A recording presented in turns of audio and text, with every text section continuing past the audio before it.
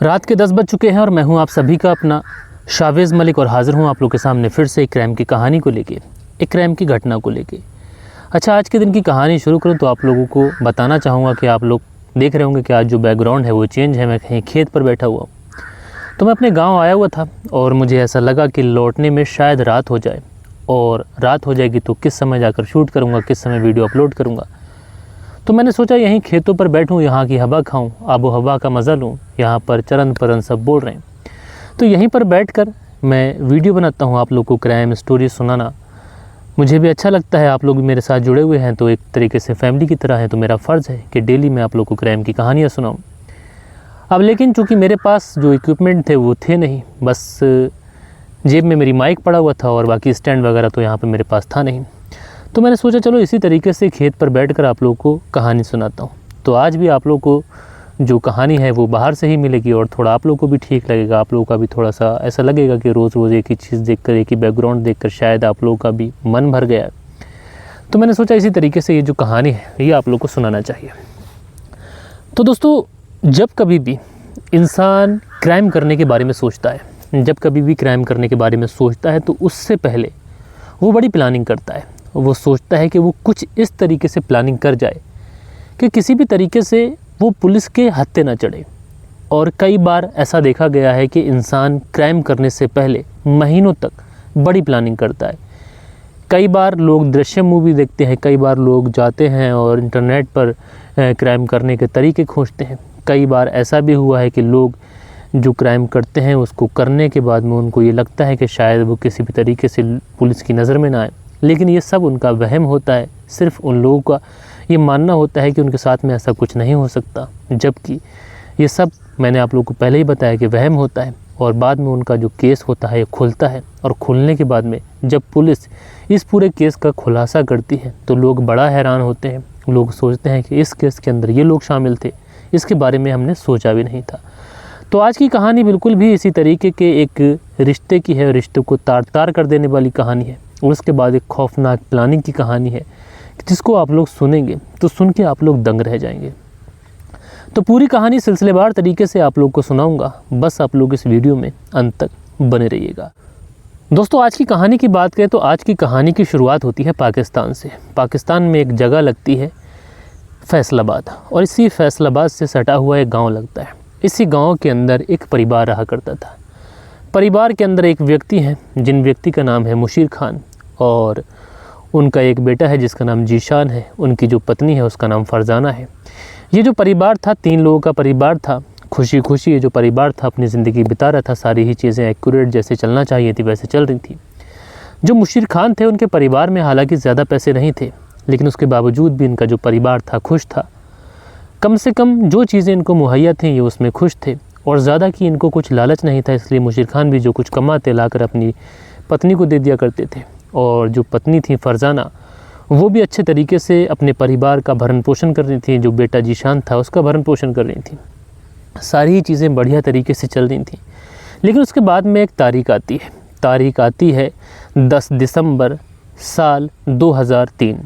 और इस 10 दिसंबर साल 2003 को अचानक से सुबह सुबह जो फरजाना होती हैं चीखते हुए अपने बेटे के कमरे में जाती हैं। और बेटे के कमरे में जाने के बाद में कहती हैं कि बेटा, तुम्हारे जो पिता थे अचानक से उनको हार्ट का दौरा पड़ा और शायद उनकी मौत हो गई है। अब जब बेटा जीशान इस तरीके की बातें सुनता, वो भी दौड़ा दौड़ा भागा अपने पिता के पास पहुंचता। पिता के पास पहुंचने के बाद में अपने पिता को उठाता, हिलाता धुलाता, उनको भरपूर हिलाने की कोशिश करता। उसके बाद में जैसे तैसे कर नज़दीकी हॉस्पिटल में अपने पिता को लेकर पहुँच जाता है। अब जो मुशीर खान थे इनको तो होश नहीं था, और देखने से ऐसा लग रहा था कि इनकी जो नब्ज़ है ये नब्ज़ भी थम चुकी है। लिहाजा जो जीशान था किसी भी तरीके का रिस्क लेना चाहता नहीं था, इसलिए अपने पिता को नज़दीकी हॉस्पिटल में लेके पहुंच जाता है। जब डॉक्टर इस पिता को देखते हैं, देखने के बाद में वो सिर्फ एक ही बात कहते हैं कि अगर तुम थोड़ा पहले ले आते तो शायद इन्हें बचाया जा सकता था। उसके बाद में जो डॉक्टर होते हैं वो कहते हैं कि हम इस मामले में अब कुछ कर नहीं सकते, इनकी मौत हो चुकी है और इनकी मौत शायद घर ही हो गई, और आप जब लेके आए हैं इनको तो शायद उनकी डेड बॉडी को ही लेके आए। लिहाजा जो डॉक्टर थे डेड बॉडी इनके सुपुर्द कर देते हैं। उसके बाद में कहते हैं कि अब इस मामले में हम कुछ कर नहीं सकते। जो परिवार वाले होते हैं डेड बॉडी लेकर अपने घर आ जाते हैं। घर आने के बाद में सारे ही रिश्तेदारों को खबर कर दी जाती है कि इस तरीके से जो वालिद हैं जिनका नाम मुसीर खान है, उनकी अचानक से इस तरीके से हार्ट का दौरा पड़ने की वजह से मौत हो गई। जो फरजाना थी उनका रो रो कर बुरा हाल था। बेटा जीशान, जिसकी उम्र अभी 25 साल के आसपास थी, उसके सर से अचानक से बाप का साया हट जाना उसके लिए भी काफ़ी गम का माहौल था। रिश्तेदारों को खबर पहुंच जाती है कि इस टाइम पर दफन होगा, लिहाजा जो रिश्तेदार होते हैं वो भी वहां पर पहुंच जाते हैं और जितने भी रस्म व रिवाज रहते हैं उसके मुताबिक जो मुशीर खान होते हैं इनके अंतिम संस्कार की तैयारी शुरू कर दी जाती है। अब दोस्तों, मुशीर खान जो थे उनकी अंतिम संस्कार की तैयारी की जा रही थी। तो मुस्लिम धर्म के हिसाब से किसी भी व्यक्ति को दफनाने से पहले उसे नहलाना पड़ता है। जब उसे नहलाना पड़ता है तो ज़रूरी बात है कि उसके कपड़े वगैरह ये सारी चीज़ें उतारे जाएंगे। तो उसके बाद में जो मुशीर खान होते हैं इनके एक दूर का रिश्तेदार होता है। जब वो नहला रहा होता है मुशीर खान को, तो अचानक से उनकी जो नज़र होती है वो मुशीर खान के गले के नीचे वाले हिस्से पे जाती है, जहाँ पर कुछ लाल लाल या फिर नील जैसा निशान था।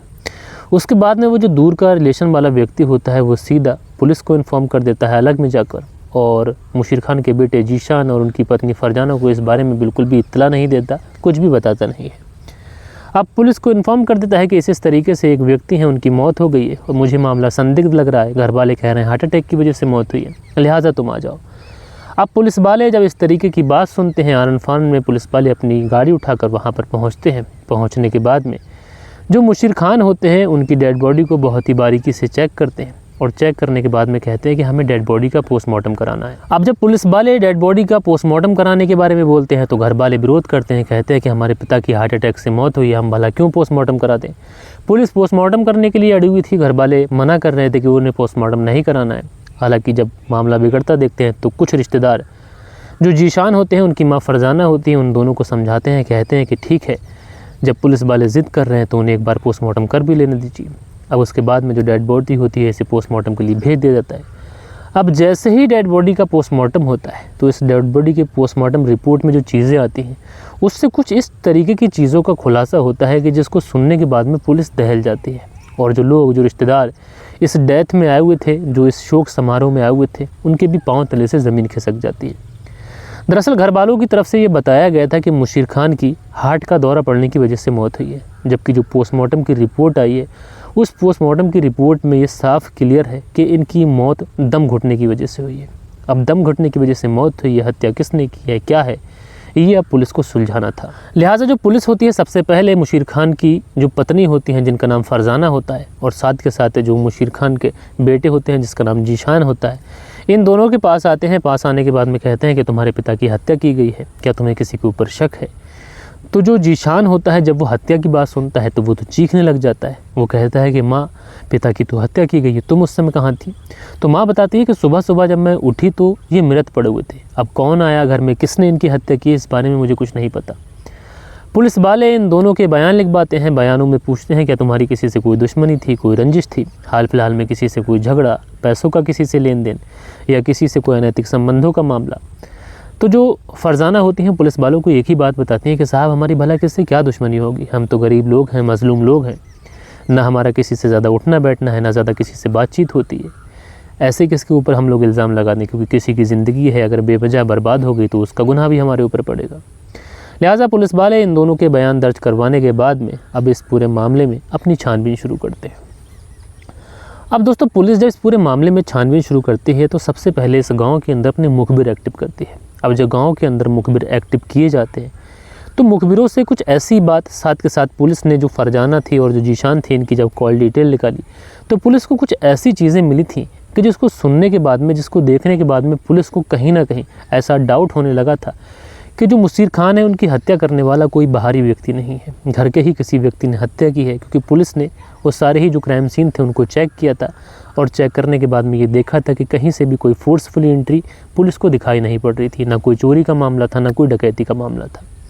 लिहाजा पुलिस शक के आधार पर तो इस जीशान या उसकी माँ फरजाना को तो गिरफ्तार नहीं कर सकती थी, लेकिन पुलिस ने जो छानबीन की थी इस छानबीन के अंदर पुलिस को कॉल डिटेल में और लोगों से कुछ ऐसी बातें पता चली थी जिसके बाद में पुलिस सीधा इस फरजाना और जीशान को उठाकर पुलिस थाने लेके आ जाती है। दरअसल पुलिस ने जब इस गाँव के अंदर अपने मुखबिर एक्टिव किए थे तो पुलिस को ये पता चला था कि जो फरजाना थी और जो मुशीर खान थे इनके बीच में रिश्ते ठीक नहीं थे और आए दिन इन दोनों के बीच में झगड़ा हुआ करता था। अब शुरुआत में तो पुलिस को ये भी लगता है कहीं ऐसा तो नहीं कि इन दोनों के बीच में झगड़ा हुआ हो और इस वजह से फरजाना ने मुशीर खान की हत्या कर दी गई हो। लेकिन दूसरी तरफ पुलिस ने जो फरजाना और जीशान इनकी जब कॉल डिटेल खंगाली थी तो पुलिस को कुछ ऐसा संदिग्ध मिला जिसमें यह था कि जिस दिन मुशीर खान की मौत हुई थी, उनकी हत्या की गई थी, उस दिन लगातार और उससे पहले से लगातार कई घंटे तक जो फरजाना थी वो अपने बेटे जीशान से बात किया करती थी, जबकि जीशान घर में ही रहा करता था, मुशीर खान घर से बाहर काम करने जाता था। तो इस तरीके से अपने बेटे से लगातार घंटों बात होना, इस मामले में पुलिस को थोड़ा सा शक होता है।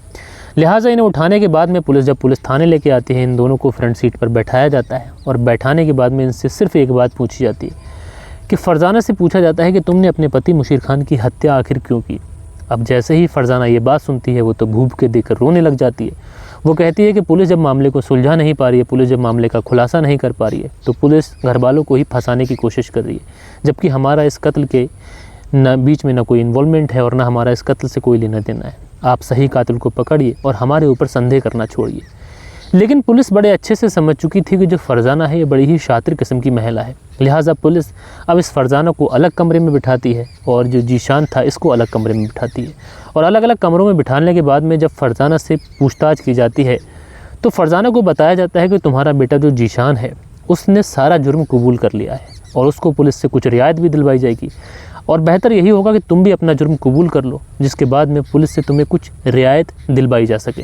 अब जब फरजाना इस तरीके की बात सुनती है कि जीशान ने जुर्म कबूल कर लिया है तो उसके बाद में फरजाना जो होती है पुलिस के सामने टूट जाती है और टूटने के बाद में एक ऐसी कहानी सुनाती है जिस कहानी को सुनने के बाद में जो रिश्ते होते हैं वो तार हो जाते हैं, मर्यादाएँ कलंकित हो जाती हैं। दरअसल फरजाना बताती है कि ये बात शुरू होती है अब से 4 साल पहले से, जब उसके बेटे की उम्र लगभग 20 साल के आसपास थी। शादी के बाद में वो अपने पति मुशीर खान के साथ में जीना शुरू करती है, अच्छे तरीके से ज़िंदगी बिताती है। शादी के कुछ साल बाद उन्हें एक बेटा हो जाता है जिसका नाम जीशान रखा जाता है। लेकिन उसके बाद से लगातार उनके पति के ऊपर काम का प्रेशर रहा करता था। पति लगातार बीमार भी रहते थे। इसी वजह से कहीं ना कहीं उनकी जो फिज़िकल हालत थी, यानी जो उनकी सेक्सुअल जो लाइफ होती है वो कहीं ना कहीं डिस्टर्ब होने लगी थी। पति शारीरिक रूप से कमज़ोर थे। इसके बाद उन्हें दूसरा बच्चा भी नहीं हो सका, इसलिए मन ही मन में बहुत ज़्यादा परेशान रहती थी। जब उनके बेटे की उम्र 20 साल हो जाती है तो जो फरजाना थी अब कहीं ना कहीं इसकी नज़र अपने बेटे पे ही फिसलने लगती है। जब बेटे पे नीयत फिसलने लगती है तो ये बेटे को रिझाने की कोशिश करती है और इसी एवज़ में ये 4 साल पहले जब 20 साल के आसपास उम्र थी तो अपने बेटे से डबल मीनिंग बातें करके उससे रिझाने की कोशिश करती है। उससे कहती है कि बेटा इस तरीके से तुम्हें सीखना चाहिए, क्योंकि तुम्हारी भी शादी की उम्र हो चुकी है, थोड़े दिनों के बाद तुम्हारी शादी कर दी जाएगी। अगर तुम्हें कुछ नहीं पता होगा तुम अपनी पत्नी के साथ में कैसे करोगे।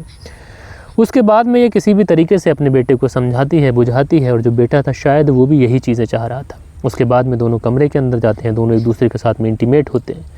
इंटीमेट होने के बाद में दोनों एक दूसरे के साथ में जब शारीरिक संबंध बना लेते हैं, अपनी हवस मिटा लेते हैं, तो उसके बाद जब एक बार ये शारीरिक संबंध बनाने का सिलसिला शुरू होता है तो फिर कभी रुकने का नाम नहीं लेता। अब आए दिन इन दोनों के बीच में शारीरिक संबंध बनने लगते हैं। जब शारीरिक संबंध बनने लगते हैं तो जो माँ होती है ये प्रेग्नेंट हो जाती है।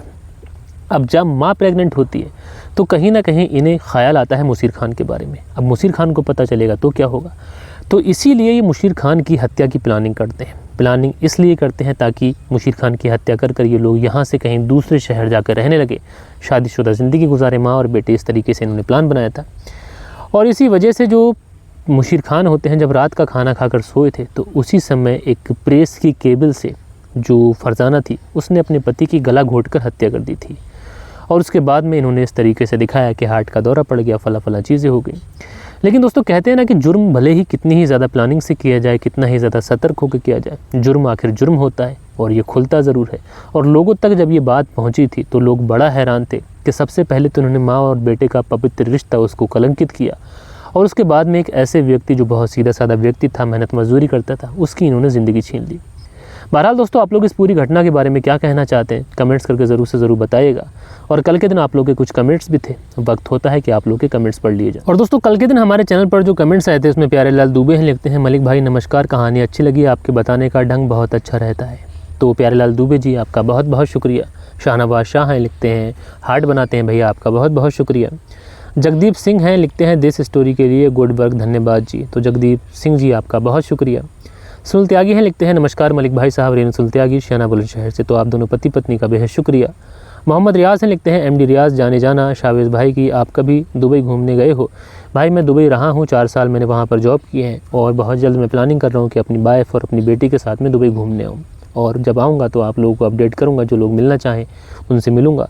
सतवीर हैं, लिखते हैं कहानी सुनकर मुझे बहुत अच्छी लगी। सतवीर मुजफ्फरनगर उत्तर प्रदेश से। और सतवीर के इस कमेंट्स पे रिप्लाई करते हैं, ये रियल लाइफ है, पहले टीवी की न्यूज़ में आ गया और बहुत साल पहले की बात है। नॉर्मल जीत चनकेपुरी न्यू दिल्ली की है। तो भाई आपका बहुत बहुत शुक्रिया कमेंट्स करने के लिए। राजपुरा खबरनामा है, लिखते हैं शावेज़ भाई सोशल मीडिया के एक चेहरे के पीछे कई चेहरे होते हैं। बहुत अच्छी बात कही आपने, आपका शुक्रिया। हसीबुल अंसारी है, लिखते हैं अस्सलाम वालेकुम मलिक भाई, नाइस स्टोरी, आप दुनिया में सबसे अच्छी स्टोरी सुनाने वाले इंसान हैं, आप राय बहुत अच्छी देते हैं। तो हसीबुल अंसारी जी आपका बहुत बहुत आभारी हूँ, शुक्रगुजार हूँ। राजपुरा खबरनामा आगे कमेंट्स करते हैं, लिखते हैं मलिक भाई रमेश चौधरी राजपुरा पंजाब से। तो रमेश चौधरी जी आपका बहुत बहुत शुक्रिया कि पंजाब से आप कहानी सुनते हैं। उसके बाद में शावेज़ भाई नमस्कार, मैं बेचैन गोंडा कैमरून से, जब कल आपने लाइव थे तो मैं उस समय लाइव नहीं जुड़ पाया, इसके लिए मुझे खेद है। दरअसल भारत का समय और जो कैमरून का समय है उसमें 4 घंटे 30 मिनट का आगे है, और आपने जिस तरीके से कहानी सुनाई तो आपका धन्यवाद। तो भाई आपका बहुत शुक्रिया। सुरेंद्र शर्मा है, लिखते हैं नमस्ते मलिक भाई साहब, नाइस स्टोरी। सुरेंद्र कुमार श्री विजयनगर राजस्थान से। तो आप दोनों पति पत्नी का बेहद शुक्रिया, सॉरी पति पत्नी तो नहीं, रेणु सलत्यागी पति पत्नी देखते हैं। सुरेंद्र शर्मा जी आपका शुक्रिया। राजेंद्र कुमार हैं, लिखते हैं सर नमस्ते, कैसे हैं आप? तो भाई मैं ठीक हूँ, नमस्ते, आप कैसे हैं? शरीफ मोहम्मद हैं, लिखते हैं सर मंथ में एक बार लाइव किया करो, मंथ के लास्ट संडे को ठीक रहेगा। तो इसके लिए मैं वोट करूँगा, जितने ज़्यादा लोग वोट करेंगे तो उसके हिसाब से हम लोग लाइव आया करेंगे। मुकेश शर्मा है, लिखते हैं नमस्कार मलिक भाई साहब, बच्चे नादान होते हैं, भले ही वो परीक्षाओं में अच्छे नंबर ले आएँ, लेकिन उन्हें ज़िंदगी की असलियत का सामना करने के लिए माता पिता की सलाह मशवरे की ज़रूरत होती है। इस बात को वो मानने को तैयार नहीं होते हैं और धोखा खा जाते हैं। बहुत अच्छी बात कही मुकेश शर्मा जी आपने, मैं आपकी बात से 100% एग्री करता हूँ। उसके बाद में रहमत अंसारी हैं, लिखते हैं रहमत अंसारी गुरुग्राम, आपको धन्यवाद मेरा नाम लेने के लिए। तो रहमत अंसारी जी आपका शुक्रिया। डॉक्टर सिद्दीक अहमद हैं, लिखते हैं लानत हो ऐसे सच्चे भूतों पर, इससे बेहतर तो दादी नानी की कहानियों वाले जो भूत थे वो थे, हमारी इज़्ज़त से तो कम से कम नहीं खेला करते थे। यानी ये कल की कहानी के बारे में अपना कमेंट्स करते हैं, उसमें एक लड़की एक भूत से प्यार करती है। उस कहानी को आप लोगों ने नहीं सुना है तो ज़रूर जाकर सुनिएगा। तो दोस्तों आज की ये कहानी थी और ये थे आप लोग के प्यारे प्यारे कमेंट्स। लेकिन आज की कहानी मैंने आप लोग को गाँव से सुनाई है, ज़मीन पर बैठ कर सुनाई है। हम भले ही कितना बाहर चले जाएं, विदेशों में घूम आएँ, शहरों में रहने लगें, मखबल के बिस्तर पे सोने लगें, लेकिन अगर हम गांव से बिलोंग करते हैं, हमारी पैदाइश गांव के अंदर हुई है, तो यकीन मानिए दोस्तों गांव की मिट्टी से ज़्यादा अच्छा एहसास आपको मखबल के बिस्तर पे भी नहीं मिलता। मैं गांव से जुड़ा हुआ हूँ, हमेशा गांव में रहा हूँ, खेती किसानी की है, किसान हूँ, अपने ही खेत में बैठ के आप लोग को कहानी सुना रहा हूँ। आज ये मौका मिला तो जो लोग भी शहर में रहते हैं और गाँव से बिलोंग करते हैं उनसे मैं हाथ जोड़कर विनती करता हूँ कि एक बार कम से कम साल में, अगर आप 2 महीने में नहीं जा सकते, 3 महीने में नहीं जा सकते, तो एक बार साल में आप गांव जाएं, महीना 15 दिन वहाँ रहें, वहाँ की मिट्टी से जुड़ें, वहाँ के लोगों से जुड़ें, बात करें, अच्छा लगता है। गांव जो होता है हमेशा शहर से अच्छा होता है, ऐसा मेरा मानना है। वो एक सॉन्ग है कि 4 पैसे में कमाने में आया शहर, लेकिन गाँव मेरा मुझे याद आता रहा। खैर दोस्तों मिलते हैं कल के दिन अपने स्टूडियो से लाइव। जब तक के लिए अपना ख्याल रखिएगा, देश का ख्याल रखिएगा, परिवार के रिश्तों की अहमियत को समझिएगा। जय हिंद, जय भारत।